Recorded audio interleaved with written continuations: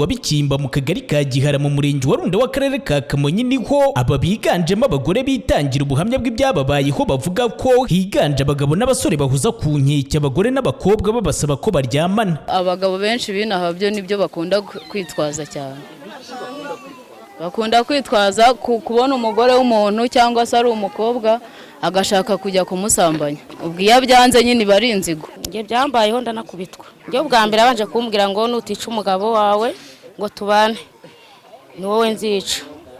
Ndamubwira ati ntago nakuca umugabo nge tubyaranye 5. Insore n'abagabo bina bafite urugomo rwose, icyo kintu cyo baragifite cyo kwihenza. Baratubwira ati muze turyamane tukanga, kandi njewe rwose nibashaka bazanyica nawe uzambona. Nanjye wiwanje afunzwe ejo bundi hari uwanjengereje ngo ye baba ndagushaka n'ubundi bamufunze ngo ndagira ngo ngutungire n'uwo mwana. Tujyeho turaserera twaranurwanye ku mugaragaro. Ako nizisa yo munyuzo mbona harimo akantu mba mfite nubwo bakazanyaca.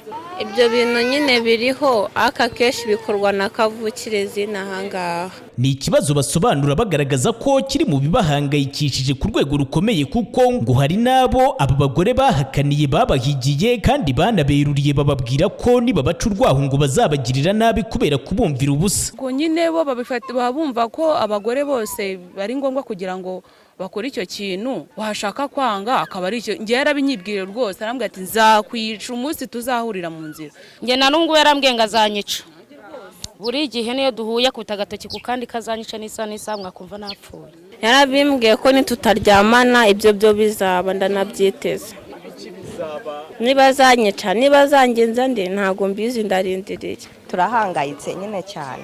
Giteje impungenge kuko nyine niba umuntu avuga ko yamusabye akamwima, atavuga ko umwumviye ubusa akaguteza abantu. Hari bamwe bemeza ko iyi myitwarire ya bamwe mu bagabo n'abasore ari ingaruka z'abigize abanyarugomo muri aka gace ngo badakangarwa, bagasaba ingamba zihariye mu guhashya iyi myitwarire. Ikintu kibitera ni iki ngiki: urumogi runywera hariya mu gasantere n'urusimbi.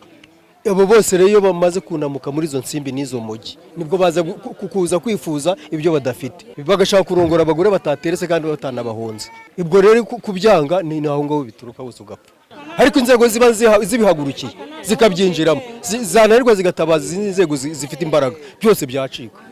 Ariko mu gihe ubuyobozi bujenjetse byose bizaba. Umunyamabanga nshingwabikorwa w'Umurenge wa Runda Ndayisaba arasaba abaturage gutanga amakuru kugira ngo n'izindi ngamba kuri abo bitwara uko zikurikireho. Iyo ntabwo ari imyitwarire no gukora icyaha, ahubwo abo no kubafata bagashyikirizwa inzego zibishinzwe. Twabajije ubuvugizi bwa polisi mu ntara y'Amajyepfo ikirakorwa mu kurengera abo bagaragaza ko bari guterwa ubwoba nabo bavuga ko babakeneye wishimisha mubiri bakabangira, gusa nta gisubizo twari bwahabwe kurinda tumaze gutunganya iyi nkuru. Amategeko y'u Rwanda hana ibikorwa byose bibangamira umudendezo w'umuntu, harimo no kumushyira ku gitutu cyangwa kumubuza amahwemo bishingiye ku busabe budashira bw'imibonano mpuzabitsina, ndetse mu buryo bw'amategeko ibi binafatwa nk'ihohoterwa rishingiye ku gitsina.